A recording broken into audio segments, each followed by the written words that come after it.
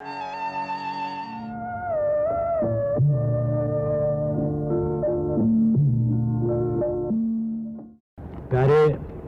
देशवासियों,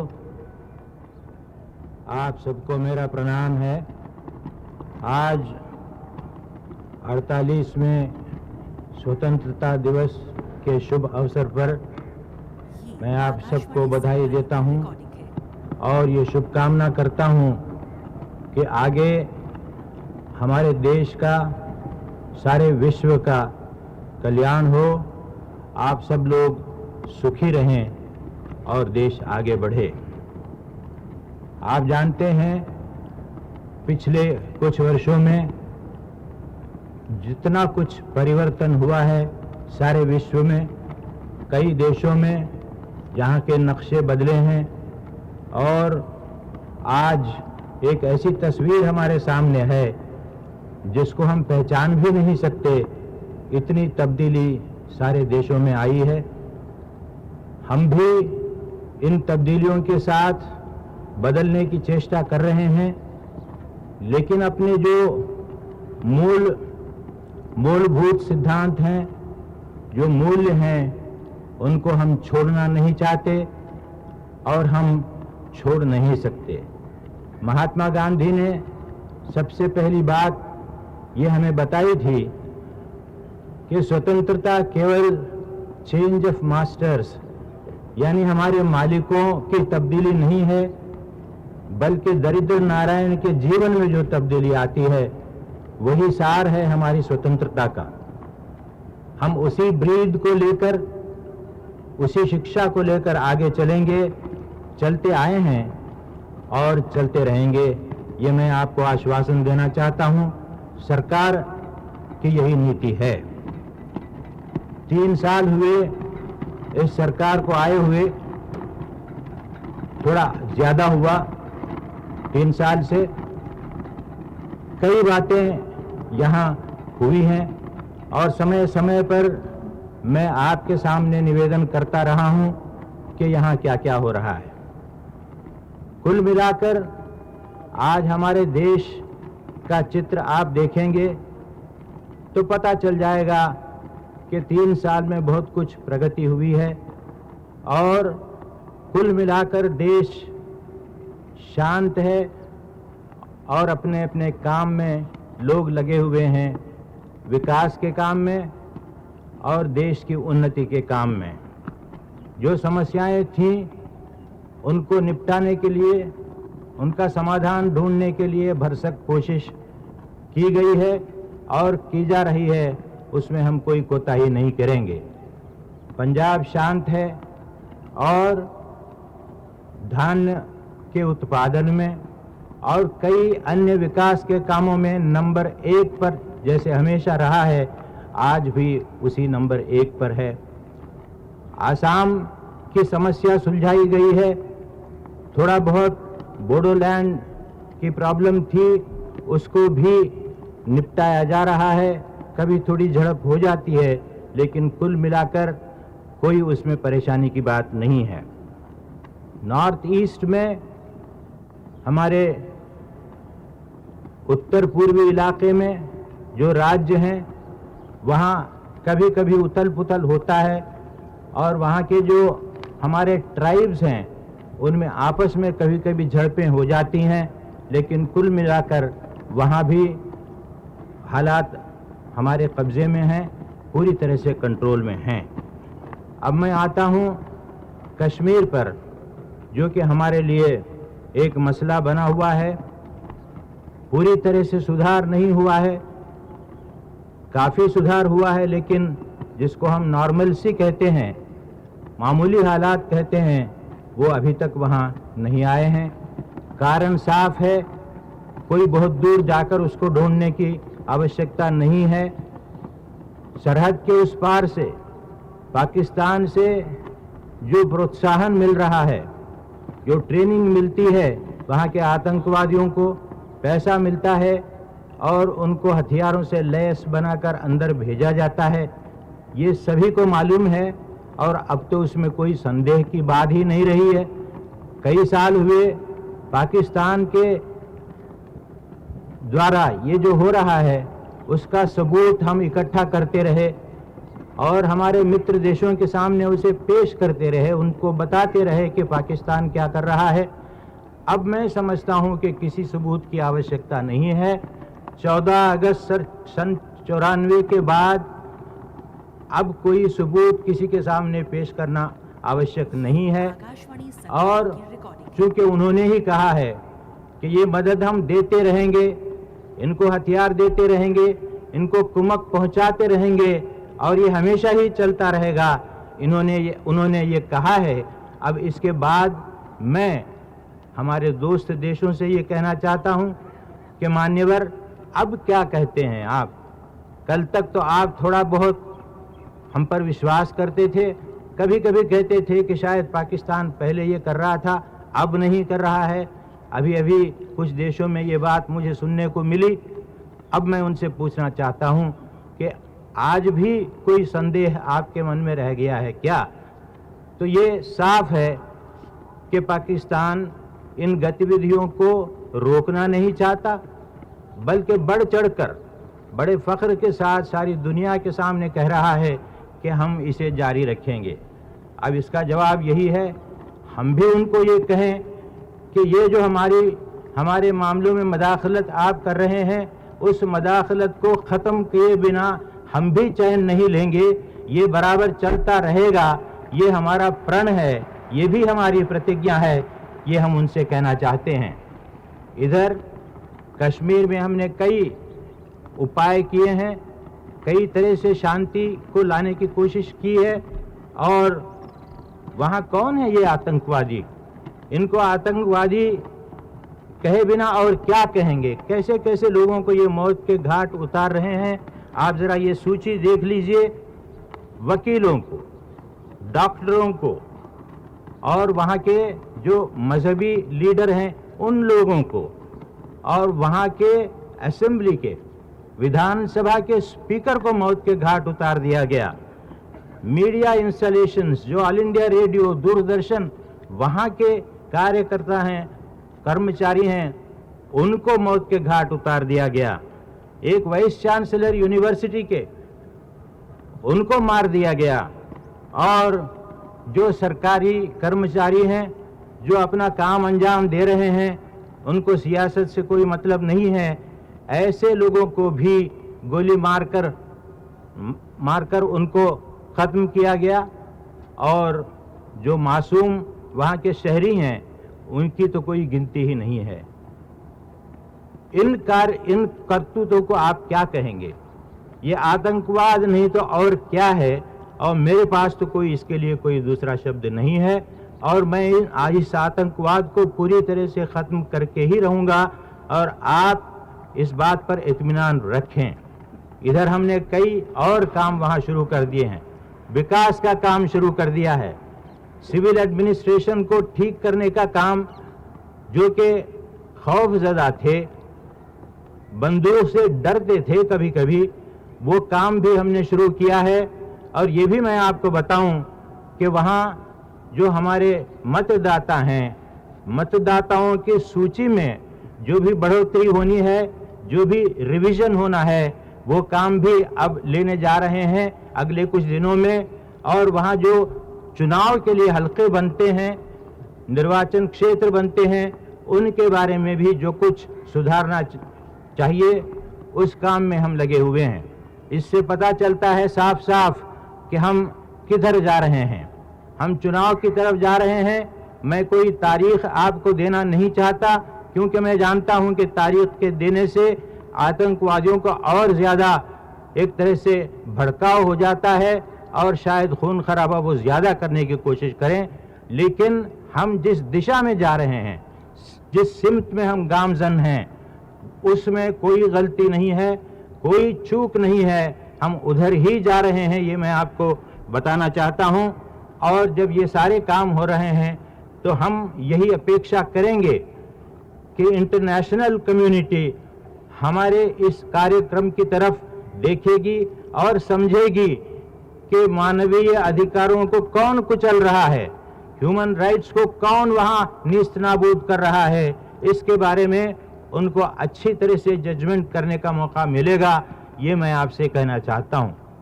ये बड़े दुर्भाग्य की बात है कि न सिर्फ बुरा काम किया जाता है, बल्कि डंके की चोट ये कहा जाता है कि ये बहुत अच्छा काम है, हम इसे आगे बढ़ाते रहेंगे।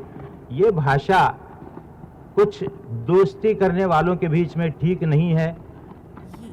मैं ये अपील करना चाहता हूँ, हमने दोस्ती का हाथ बढ़ाया है और दोस्ती का हाथ जब बढ़ाया है उसे आप कबूल कीजिए। कई बातें हो सकती हैं हमारे बीच दोस्ती के लिए, कभी कभी कोई मतभेद आते हैं तो उनको निपटाया भी जा सकता है, लेकिन आप यानी पाकिस्तान हमसे सहयोग करे या ना करे, with you without you in spite of you, Kashmir हमारे साथ रहेगा, हिंदुस्तान का एक अविभाज्य अंश है। इसमें कोई फर्क नहीं पड़ेगा, तिल भर का भी फर्क नहीं पड़ेगा। और जो कहते हैं कि हम 12 करोड़ हैं, भाई करोड़ों की बात ही कहनी है तो अब मैं क्या कहूं। आप समझ सकते हैं ये करोड़ों की बात नहीं है, ये तो न्याय की बात है, ये कानून की बात है, कॉन्स्टिट्यूशन की बात है। इन सब को बदलकर, तारीख को बदलकर, इतिहास को बदलकर आप उल्टी दिशा में नहीं चला सकते हैं। ये समझें, जितनी जल्दी समझें उतना ही हमारे लिए श्रेयस्कर है, ये मैं बताना चाहता हूँ। अब हम जरा आर्थिक तस्वीर पर गौर करें। 3 साल में क्या क्या प्रगति हुई उसके बारे में मैं समय समय पर आपसे निवेदन करता आ रहा हूं। आज हमारे देश में वो हालत नहीं है जो सन 91 में थी। हालात बहुत दुरुस्त हुए हैं। एक तरफ हमारे पास विदेशी मुद्रा 51,000 करोड़ की आज हो गई है। आप अंदाज़ा कीजिए, सन 91 में हमारे पास 3,000 करोड़ थी। 3,000 करोड़ से 51,000 करोड़ पर आज पहुंची है। तो ये कोई ऐसी वैसी बात नहीं है। देश की साख कितनी बढ़ी है इसके बारे में आप अंदाज़ा कर सकते हैं। और यहाँ तक कि हमने IMF से जो कर्ज लिया था, इस साल हमने उसको पहले ही चुका दिया। उसकी जो तारीख थी चुकाने की, उससे बहुत पहले हमने चुका दिया, ताकि हमारे पास ब्याज बढ़ता न जाए उस पैसे पर। और हमने कहा कि ठीक है, जब ज़रूरत पड़ेगी हम लेंगे, लेकिन आज हमारे पास पैसा मौजूद है, इसलिए आप वापस लीजिए, हम ये वापस करना चाहते हैं। ऐसा कभी हुआ है? बहुत कम देशों में हुआ है। भारत में भी जब इंदिरा जी प्रधानमंत्री थी तब एक बार हुआ था, और उसके बाद इस साल हुआ है। ये मैं आपको बताना चाहता हूँ कि ये हमारी साख और हमारी सॉल्वेंसी का एक बहुत बड़ा सबूत है। और लोगों का जो विश्वास भारत में बैठ गया है, बाहर से जो पैसा आ रहा है, जो उद्योग लग रहे हैं बड़े बड़े। अभी महाराष्ट्र में 1-2 दिन पहले हमारा क्लियरेंस दिया गया है, एक कोई 8,000 करोड़ लागत जिस पर आती है ऐसे बिजली प्रोजेक्ट पर। मैं चाहता हूं कि ऐसे प्रोजेक्ट और 10-12 आ जाएं, क्योंकि ये पैसा हमारे पास से मुक्त हो जाएगा। अगर वो ना आते, बाहर से पैसा नहीं आता, जो यहाँ के जो हमारे पैसे वाले हैं वो नहीं देते, तो ये सारा पैसा आपसे वसूल करके सरकार को खर्च करना पड़ता, क्योंकि बिजली के बगैर तो काम चलता नहीं है। ये जो पैसा हमें अब बचा है हमारे पास, उसका इस्तेमाल हम गरीबों के लिए करने वाले हैं, बच्चों के लिए करने वाले हैं, स्कूलों को ठीक करने के लिए करने वाले हैं, पढ़ाई और स्वास्थ्य वगैरह के जो कार्यक्रम हैं उनके लिए करने वाले हैं। ये मैं कहता आया हूँ बार बार, आज एक प्रत्यक्ष प्रमाण आपके सामने मैं पेश कर रहा हूँ। इसी प्रकार के अन्य प्रकल्प, कई प्रोजेक्ट आ रहे हैं और एक लंबा तांता, एक सिलसिला शुरू हो गया है, क्योंकि इस देश पर लोगों का विश्वास बैठ गया है। यहाँ की परिस्थिति के बारे में, यहाँ की स्थिरता के बारे में, और यहाँ की अर्थव्यवस्था के बारे में और कानूनी व्यवस्था के बारे में अब वो कायल हो गए हैं कि यहाँ जाके पैसा लगाने से इससे कोई नुकसान नहीं है, इसमें कोई जोखिम नहीं है। और काफ़ी हमें मुनाफा हो सकता है। लोग मुनाफे के लिए आते हैं, उनका भी मुनाफा मिलता है, हमारा भी फ़ायदा होता है, लोगों को रोज़गार मिलता है, नौकरी मिलती है। हमारे इंजीनियर, डॉक्टर, ऐसे पढ़े लिखे हज़ारों लोगों को ये रोज़गार मिलता है। इसलिए हम चाहते हैं कि ये कार्यक्रम आगे चलता रहे, बहुत बड़े पैमाने पर चलता रहे, और एक प्रोजेक्ट के कहीं बनने से कोई इम्पैक्ट नहीं होता है। इतना बड़ा देश है, कहीं महाराष्ट्र में हुआ तो आसाम में उसके बारे में लोग बहुत ज़्यादा सोचते नहीं हैं। फिर आसाम में भी होना है, फिर मद्रास में भी होना है, बम्बई में भी होना है, दिल्ली में भी होना है, उत्तर प्रदेश में भी होना है। सारे राज्यों में इस प्रकार के प्रकल्प जब आएंगे बड़े बड़े, तब पता चलेगा कि औद्योगिकरण किस चीज़ का नाम है और उसकी क्या तस्वीर होती है।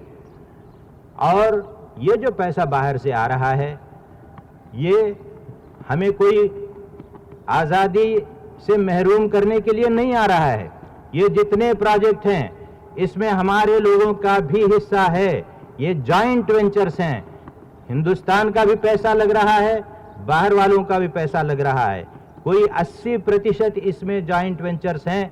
इसलिए जो कहा जाता है कि बाहर से पैसा आएगा और आप उनके तहत एक तरह से दब जाएंगे, ये बिल्कुल गलत बात है। इसमें दोनों का पैसा है, इनका भी है, उनका भी है, और ये कहीं भी जाने वाले नहीं है। ये प्रोजेक्ट कोई उठा के नहीं ले जाएगा। ये प्रोजेक्ट हमारे पास आएगा तो हमारा होकर रहेगा, और हमारी जो सॉवरेनिटी है उसको किसी भी प्रकार का धक्का नहीं लगेगा।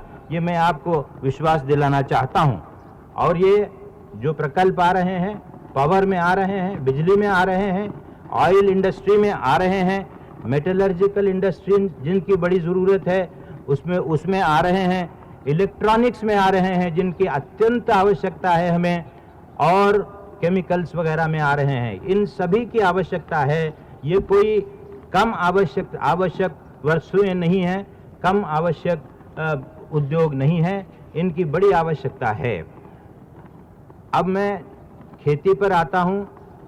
भगवान की कृपा रही, 3-4 साल से बारिशें अच्छी हुई हैं, फसलें अच्छी हो रही हैं, और हमारे किसान आज एक ऐसा करिश्मा करके दिखा रहे हैं, शायद किसी देश में ऐसा रेवोल्यूशन, इस तरह का इनकलाब नहीं आया होगा।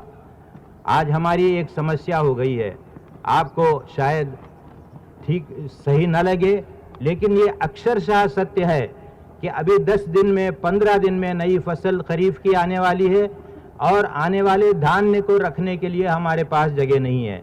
ये मैंने इससे पहले भी कहा था। आज मैंने सारे आंकड़े मंगा लिए हैं। शायद आपको पता ना हो कि आज लगभग 3.25 करोड़ टन अनाज हमारे पास मौजूद है। रखने के लिए जगह नहीं है, इसलिए हमें खुले में रखना पड़ेगा। उससे काफ़ी नुकसान भी हो सकता है, लेकिन हमारी मजबूरी है। मैं चाहता हूं कि इस अनाज को अपने बच्चों के लिए, अपने स्टूडेंट्स के लिए जो हॉस्टल्स में रहते हैं, इस्तेमाल करूं। कम से कम 10-15 लाख टन मुझे निकालना है इन गोदामों से, ताकि नए अनाज के लिए वहां जगह पैदा हो।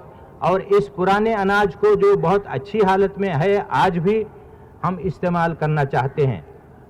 आज बेचने के लिए मौका नहीं है बाहर, हम अपने ही लोगों के लिए इस्तेमाल करना चाहते हैं।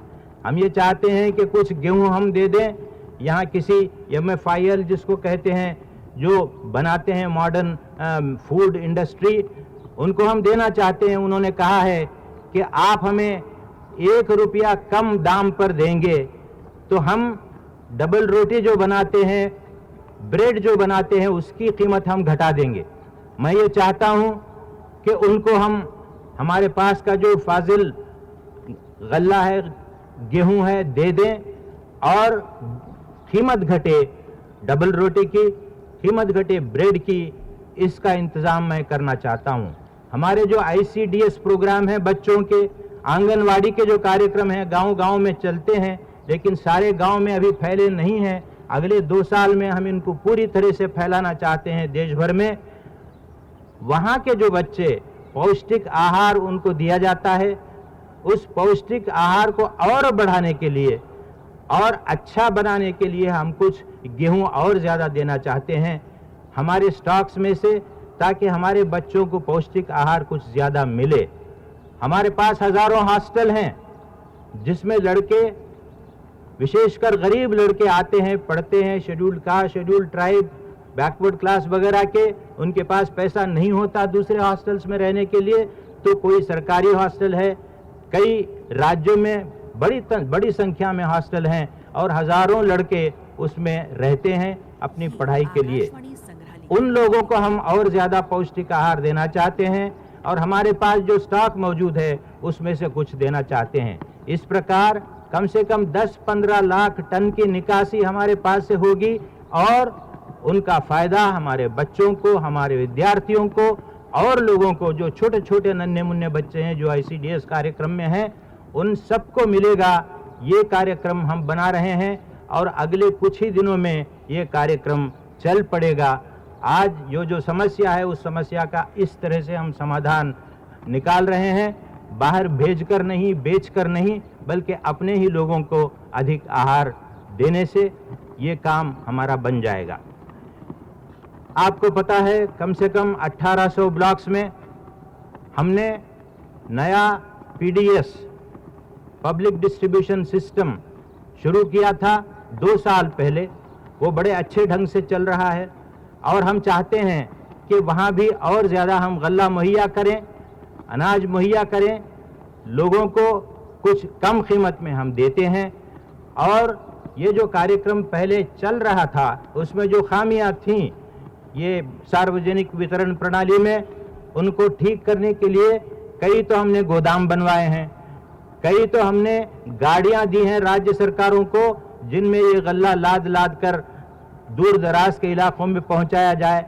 बहुत बड़ा कार्यक्रम है ये, तफसील बताने के लिए वक्त नहीं है, लेकिन मैं आपको आश्वासन देता हूं कि इस प्रकार का कार्यक्रम, बृहत कार्यक्रम, इससे पहले शायद ही हुआ हो और आगे इसको बढ़ाना चाहते हैं और इन ब्लॉक्स में बढ़ोतरी करना चाहते हैं। इस साल कोई 1800 हैं तो अगले साल हम 2000 कर सकते हैं और इस तरह से ये कार्यक्रम सारे देश में हम फैलाना चाहते हैं। अब आपको पता है कि हमने ग्रामीण विकास के लिए कितना पैसा जुटा रखा है।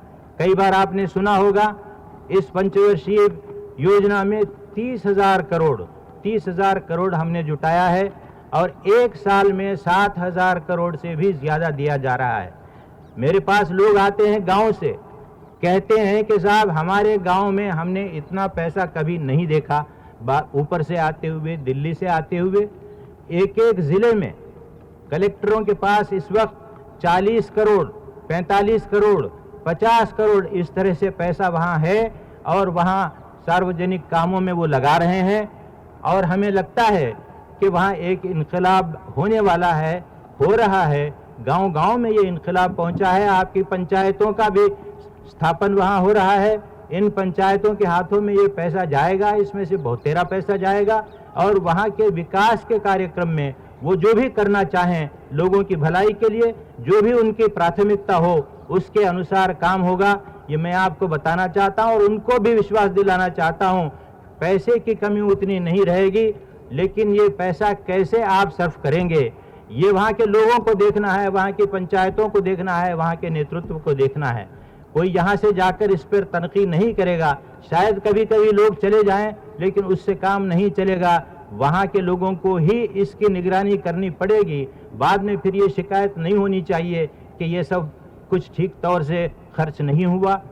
इसीलिए मैं पहले ही आगाह करना चाहता हूँ कि आप चौकस रहें, गांव-गांव के लोग चौकस रहें, वहाँ के नौजवान चौकस रहें, वहाँ के सरपंच वगैरह अपना कर्तव्य पूरी तरह से निभाएं, तो ये कार्यक्रम बड़े सुचारू रूप से चल सकता है। अगली पंचवर्षीय योजना में तो हम और ज़्यादा पैसा इसमें लगाने वाले हैं। मैंने पिछले साल 3 नई स्कीमों के बारे में यहाँ घोषणा की थी। आपको पता है इससे पहले हमारे पास कई योजनाएं जो राजीव जी ने शुरू की थी वो चल रही हैं। जवाहर रोजगार योजना, नेहरू रोजगार योजना, इंदिरा आवास योजना, इस प्रकार की कई योजनाएं उन्होंने चला रखी थी और वो आज भी जोर शोर के साथ चल रही हैं। उनमें कोई कमी नहीं है। उनके साथ साथ पिछले साल मैंने 3 नई योजनाओं की घोषणा की थी और वो भी बहुत अच्छी तरह से चल रही हैं। इन तीनों योजनाओं में एक योजना है हमारी बहनों के लिए, महिलाओं के लिए, जिनको महिला समृद्धि योजना कहते हैं। आपको ये सुनकर ताज्जुब होगा कि 1 साल के अंदर, बल्कि 8-9 महीनों के अंदर इस देश में हमारी महिलाओं ने, हमारी बहनों ने 13 लाख अपने खाते खोल दिए हैं डाक खानों में।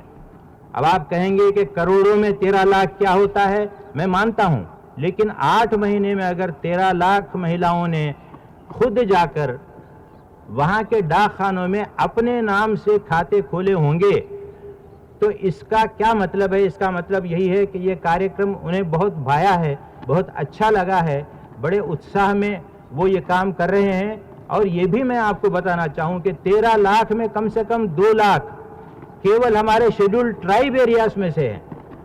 तो आप सोच सकते हैं कि ये जो चेतना जो है कहां कहां पहुंची है और कहां पहुंचने वाली है। कुछ राज्यों में ये काम बहुत ही अच्छा हुआ है, लेकिन कुछ राज्यों में बहुत कम हुआ है, नगण्य है, वहां तो शुरू ही नहीं हुआ है, ऐसा कहना चाहिए। मैं उन राज्यों के मुख्यमंत्रियों से अपील करना चाहता हूं। बहुत कुछ हो चुका, आपसी झगड़े हो चुके, सब कुछ हुआ, खून खराबा हुआ।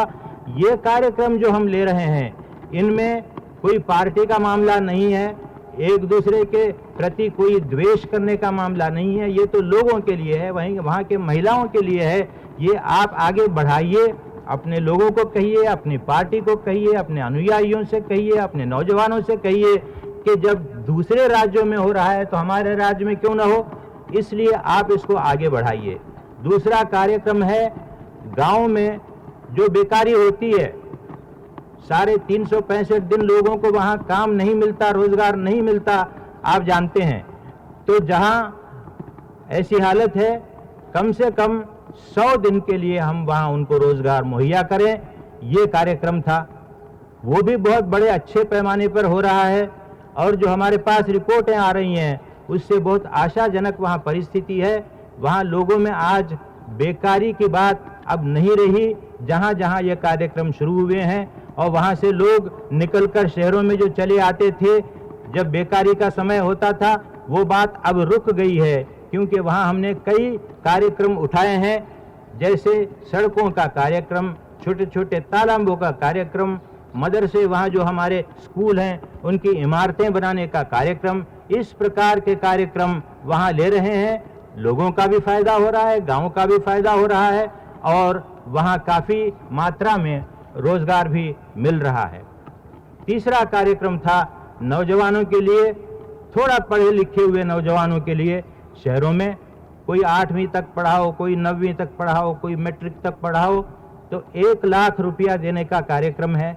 1 लाख उसको खर्च दिया जाएगा, जिसमें 7,500 सब्सिडी होगी, माफी होगी।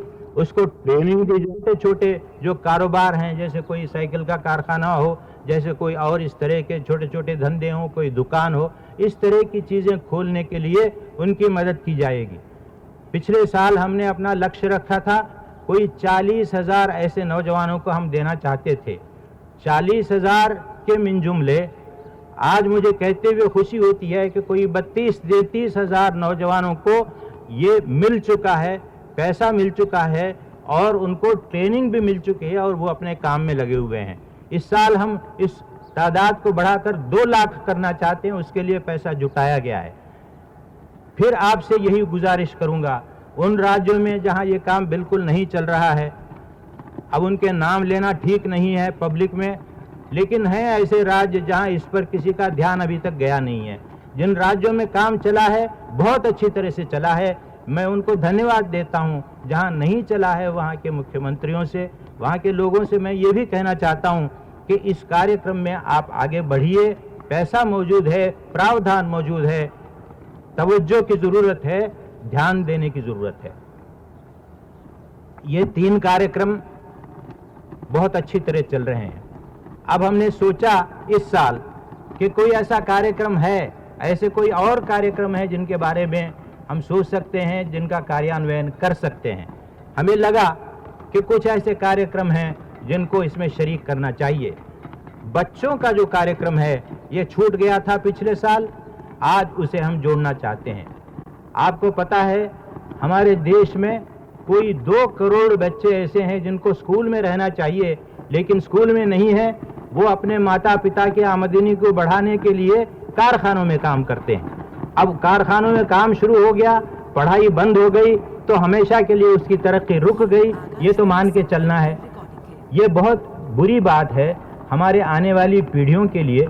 इसलिए हमने ये कहा कि इनमें से जो जोखिम वाले उद्योगों में, जैसे रज़ाई बनाना, जैसे ये कारपेट वीविंग, इस तरह के जो उद्योग हैं जिनमें छोटे छोटे बच्चे काम करते हैं और उनका स्वास्थ्य खराब हो जाता है, बड़ी जोखिम के काम हैं ये, उन लोगों को वहाँ से हटाना है।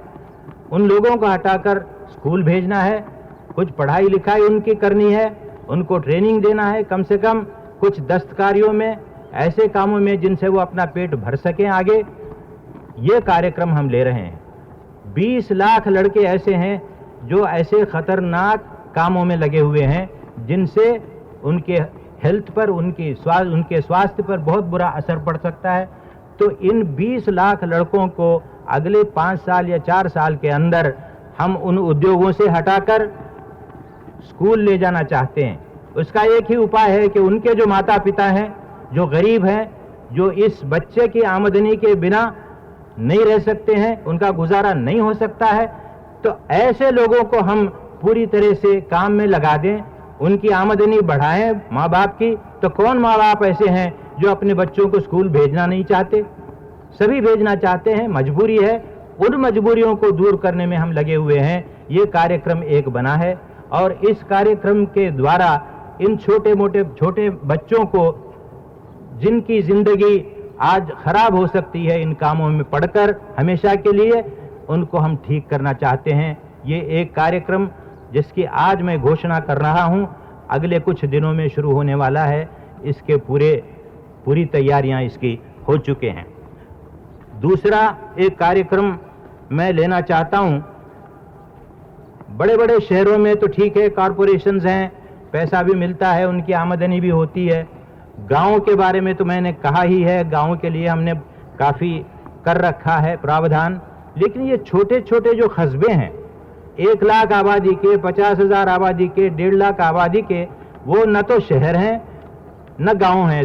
दोनों की जो बड़ी बातें हैं वो आप वहाँ देखेंगे। दोनों के बीच में उनको कोई पूछने वाला नहीं है, क्योंकि उनकी आमदनी इतनी नहीं है कि वहाँ जो सिविल अम्यूनिटीज़ हैं वो दे सकें, और फिर उनकी हालत अबतर होती जा रही है। लोग आज भी गांव से वहाँ आते हैं, वहीं बस जाते हैं, झुग्गी झोंपड़ी बन जाती है और बिल्कुल इतनी गिलाजत वहाँ हो जाती है कि वहाँ रहना, वहाँ के लोगों के स्वास्थ्य पर और सभी चीज़ों पर असर पड़ जाता है। हम इस वक्त ऐसे 300 शहरों को, छोटे शहरों को, 1 लाख आबादी तक जिनकी है, उनको लेना चाहते हैं और उनकी बेहतरी के लिए लगभग कोई 800 करोड़ रुपया खर्च करेंगे अगले 5 साल में, और उनको प्राथमिकता देकर वहाँ के हालात को सुधारने की कोशिश करेंगे। वो स्कीम पूरी हो रही है, कल मैंने देखा है कि वो अच्छी तरह से बना है, अब उसे हम कार्यान्वित करेंगे। अब एक ऐसे अहम 2-3 मुद्दे हैं जिनको मैं उठाना चाहूँगा। हमारे माइनॉरिटीज़ के सिलसिले में बहुत कुछ हमने कार्यक्रम चुपचाप उठाया है, बहुत ज़्यादा उसका मुजाहरा नहीं किया है, बहुत एडवर्टाइज नहीं किया है। लेकिन इतना कहना चाहता हूँ कि जिस रैपिड एक्शन फोर्स के बारे में लोगों की जान माल की हिफाजत के लिए जो बना है, मैंने घोषणा की थी पिछले साल, उसका डबल हमने करके दिखाया है। कोई 5 बटालियन की बात हम कर रहे थे, हम 10 बटालियन अब तक कर चुके हैं और उनकी तैनाती भी अलग अलग जगहों पे कर चुके हैं, जो मैं आपको पढ़ के सुनाता हूँ। हैदराबाद, अहमदाबाद, इलाहाबाद, बेलगाम, दिल्ली, अलीगढ़, तिरुवनंतपुरम, जमशेदपुर, भोपाल और मेरठ। ऐसी जगहों पर उनकी तैनाती अमल में आई है। उनमें कुछ महिलाओं के विभाग भी हैं और उनकी भी आवश्यकता पड़ती है कभी कभी वहाँ के हालात को सुधारने के लिए। तो आज 10 बटालियन हमारे पास तैनात हैं। आगे ज़रूरत होगी और भगवान न करे इनकी ज़रूरत हमें पड़े, क्योंकि सब अमन चमन के साथ रहते हैं तो इनकी ज़रूरत नहीं पड़ती है, लेकिन फिर भी हम चौकस रहेंगे और इन दस्तों को और ज़्यादा बढ़ाने की कोशिश करेंगे।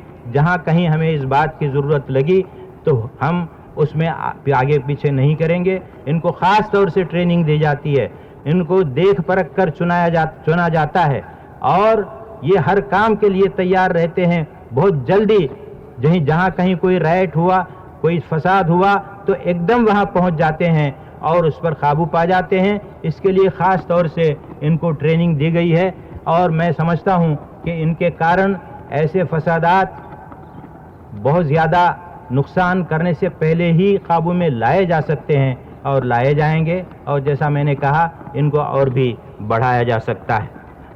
माइनॉरिटी कमीशन के बारे में मैंने कहा है, बार बार कहा है, आप भी जानते हैं, वो कानूनी अब बन गया है और माइनॉरिटीज़ के तालीमी इदारों के बारे में और उनकी सहूलियतों के बारे में पूरी तरह से हम सावधान हैं। मौलाना आज़ाद के नाम पे जो हमने संस्था की है वो आपको पता है, और कई ऐसी संस्थाएं हैं जिनमें माइनॉरिटीज़ की तालीम का ख़ास तौर से ख्याल किया गया है, ख्याल रखा गया है। मैं उन सारी तफसीलों में नहीं जाता क्योंकि उनका उल्लेख हो चुका है, उनका जिक्र इससे पहले आ चुका है। एक बहुत बड़े कार्यक्रम पर मैं आज तवज्जो दिलाना चाहता हूँ।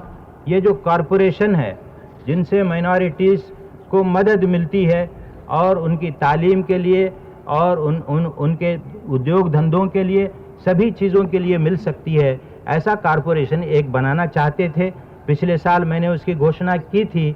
उसमें कुछ कानूनी रुकावटें आईं, हमने बहुत कुछ कोशिश की और आज ये कहते हुए मुझे खुशी हो रही है कि सारी रुकावटें दूर हो गई हैं और ये corporation national minorities finance and development corporation 500 crore authorised capital के साथ अब आएगा। फैसला हो चुका है, कैबिनेट में इसमें क्लियरेंस दिया जा चुका है। अगले कुछ ही दिनों में इसका स्वरूप आप देखेंगे, ये आपके सामने खड़ा हो जाएगा, ये संगठन खड़ा हो जाएगा। और इससे मैं चाहता हूँ कि लाखों हमारे माइनॉरिटीज़ के लड़के नौजवान हैं, उनका फ़ायदा होगा और होना चाहिए। तो ये एक बहुत बड़ा मेरा वादा था, पिछले साल मेरा किया हुआ। मुझे कुछ फिक्र लग रही थी कि इसमें क्यों देर हो रही है। मैंने खुद उस पर देख परख कर उसकी सारी रुकावटों को हटाने की कोशिश की, हम उसमें कामयाब हुए और ये संस्था आपके सामने अब आ रही है। एक और खुशखबरी सुनाऊं, आज दूरदर्शन से आप 11 ज़बानों में, 11 भाषाओं में प्रोग्राम देख सकते हैं, टेलीकास्ट होने वाला है। पिछले साल मैंने 5 की घोषणा की थी, शायद मुझे याद पड़ता है। आज मैं 11 की घोषणा कर रहा हूं और 11 के लिए कोई 11 एंटेना आपको रखने की ज़रूरत नहीं है। आप दिल्ली में बैठकर अपने ही डिश एंटेना पर कलकत्ते का कार्यक्रम देख सकते हैं, मद्रास का देख सकते हैं, हैदराबाद का देख सकते हैं, बम्बई का देख सकते हैं। ये बहुत बड़ी प्रगति है दूरदर्शन के काम में और मैं समझता हूँ कि अगले कुछ महीनों में 11 की बजाय ये 13 भाषाएं हो जाएंगी और सब भाषाओं के सारे प्रोग्राम जहाँ जहाँ देश में हों उनको आप अपने डिश एंटेना के ज़रिए से अपने टीवी पर देख सकते हैं। ये कहते हुए मुझे बड़ी खुशी हो रही है।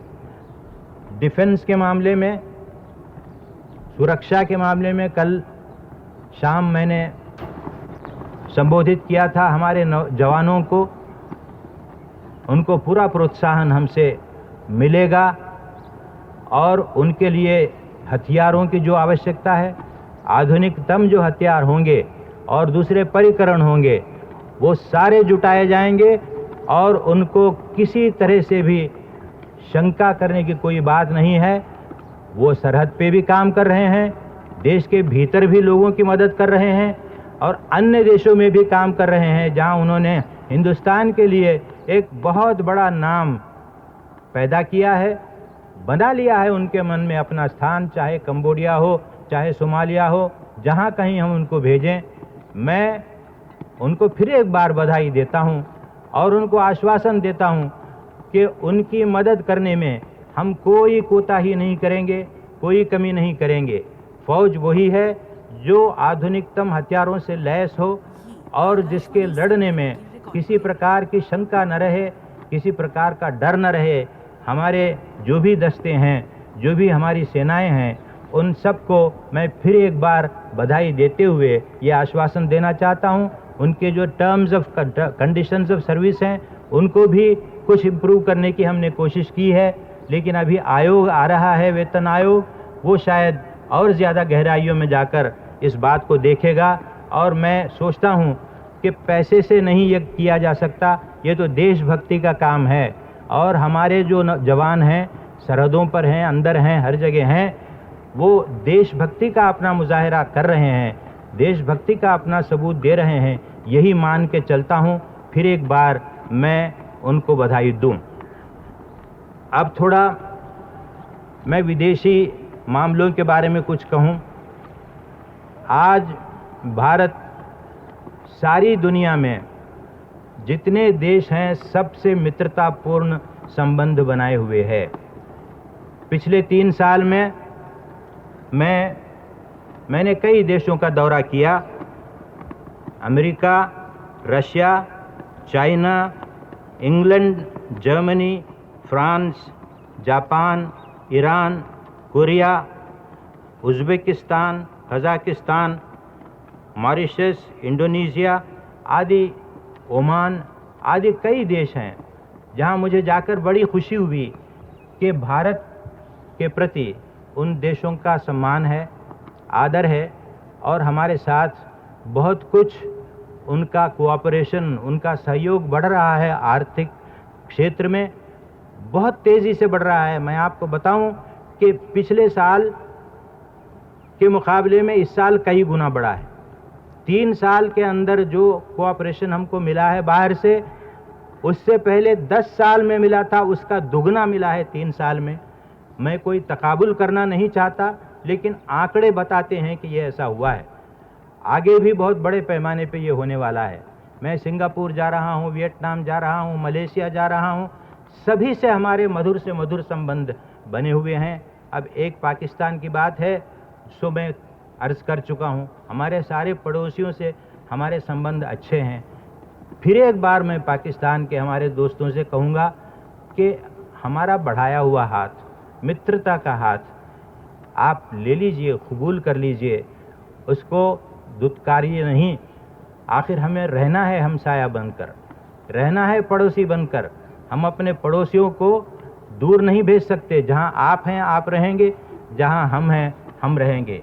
हमारे प्रक्षेपास्त्रों के बारे में, हमारे मिसाइल प्रोग्राम के बारे में बड़ा हल्ला है, बड़ा प्रचार हो रहा है।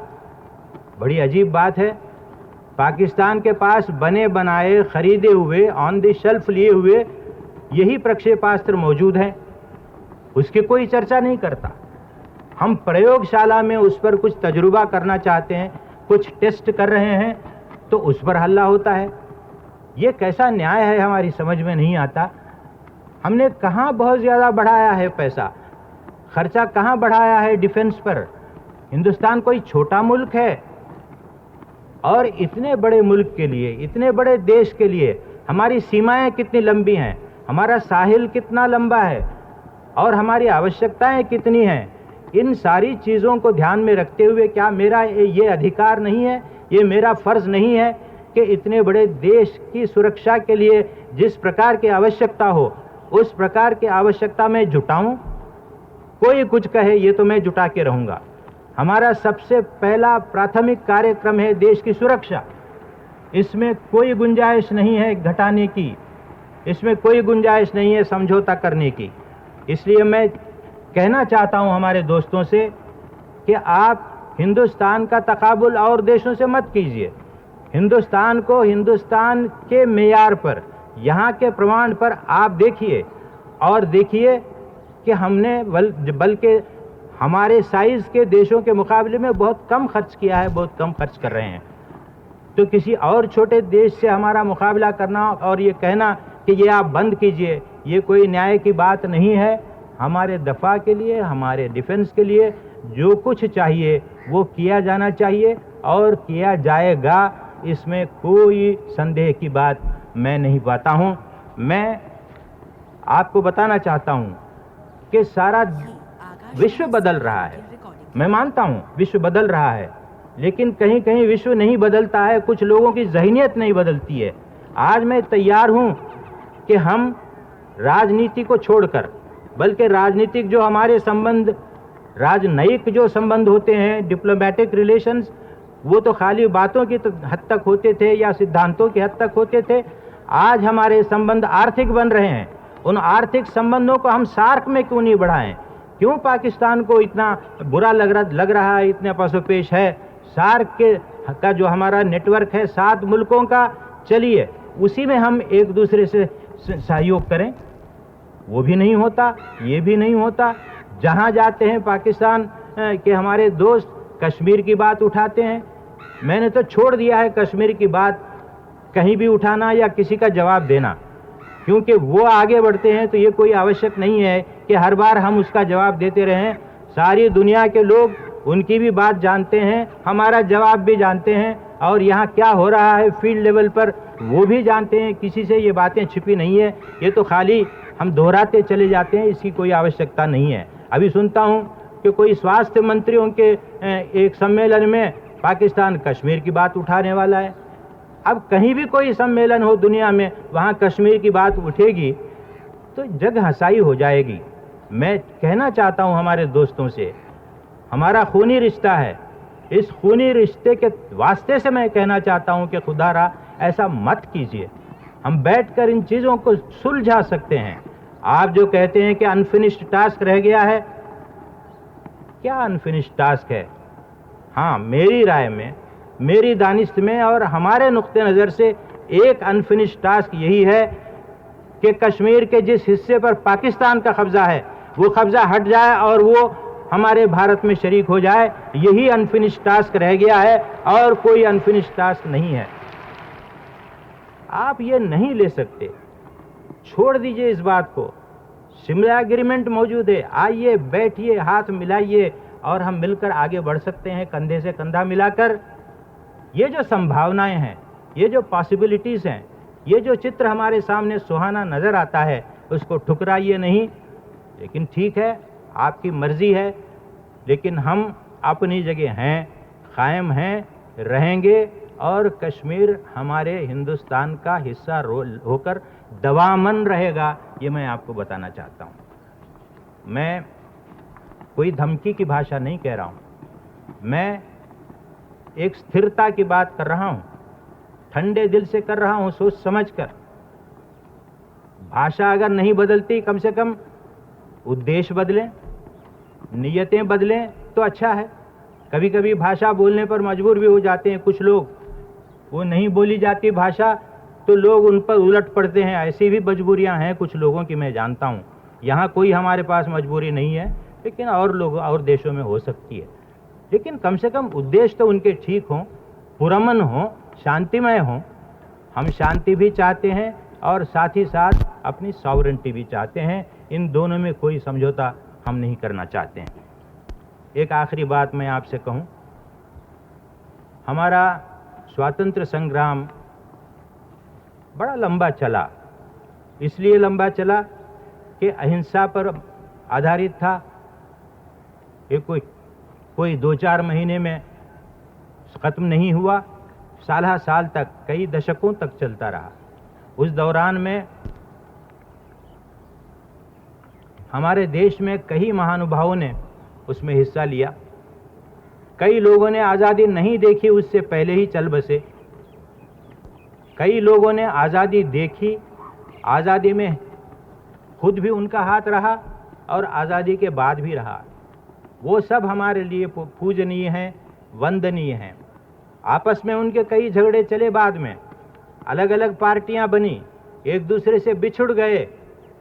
ये तो जमहूरियत में होता है। लेकिन हम उनकी देशभक्ति के बारे में और स्वतंत्रता संग्राम में जो उनकी भूमिका थी उसके बारे में उनको नमन करते हैं, उनकी इज्जत करते हैं। यहाँ पार्टी की कोई बात नहीं है।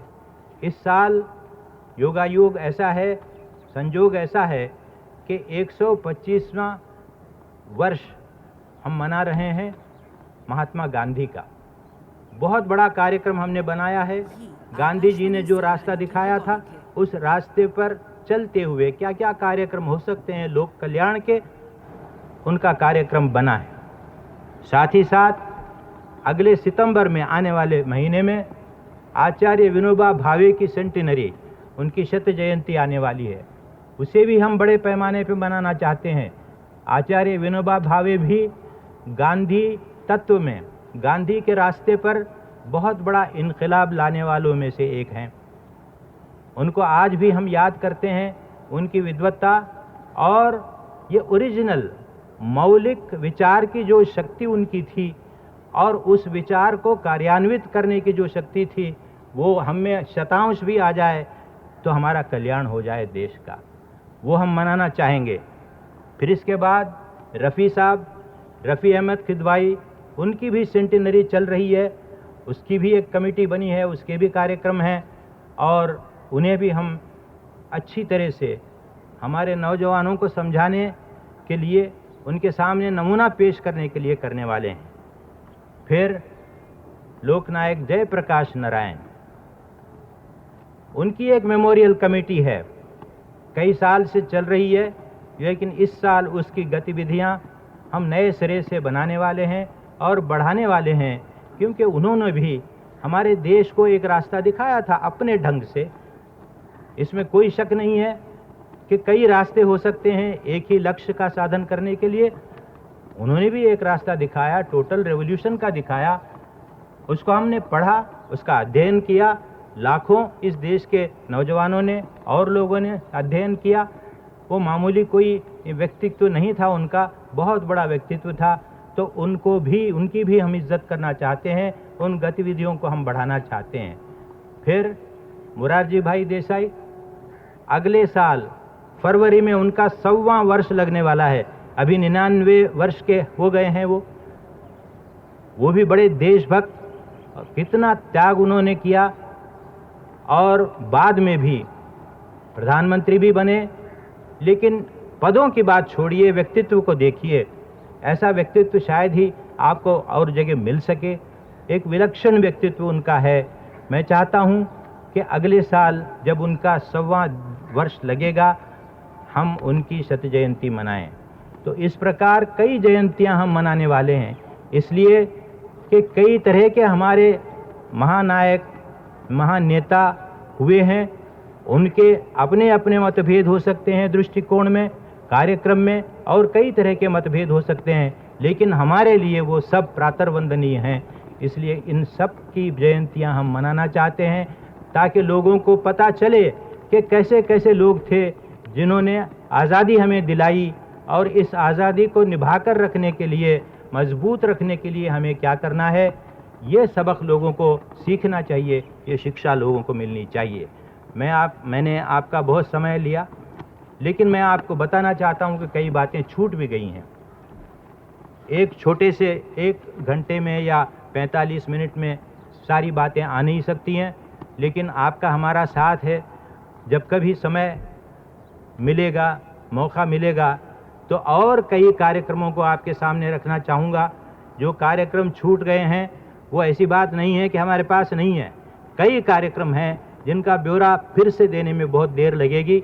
इसलिए मैं आपसे क्षमा चाहता हूं और ये आपको बताना चाहता हूं कि देश तरक्की की राह पर आगे बढ़ रहा है, इसमें किसी प्रकार का संदेह नहीं है। हम सब एक नई प्रेरणा से आगे बढ़ें, नई निष्ठा से आगे बढ़ें। निष्ठा किसी एक व्यक्ति में नहीं, बल्कि देश के भविष्य में हमारी निष्ठा होनी चाहिए, और है करोड़ों लोगों में ये बात मैं देखता हूँ जहाँ कहीं। और मुझे बड़ी खुशी होती है कि आने वाली नस्लों के हाथ में ये देश बिल्कुल ही सुरक्षित रहेगा, आने वाले नेतृत्व के हाथों में सुरक्षित रहेगा। हमारा इतना ही काम है कि इसको सुरक्षित ढंग से रखें और अच्छी हालत में औरों के हाथों में सौंपें। यही मेरा सबसे बड़ा कर्तव्य होगा।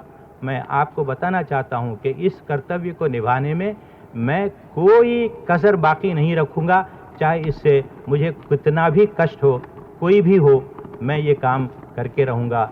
बहुत बहुत धन्यवाद आपका। अब आप मेरे साथ 3 बार जय हिंद का नारा लगाइए। जय हिंद, नहीं और जोर से, जय हिंद, जय हिंद। बहुत बहुत धन्यवाद।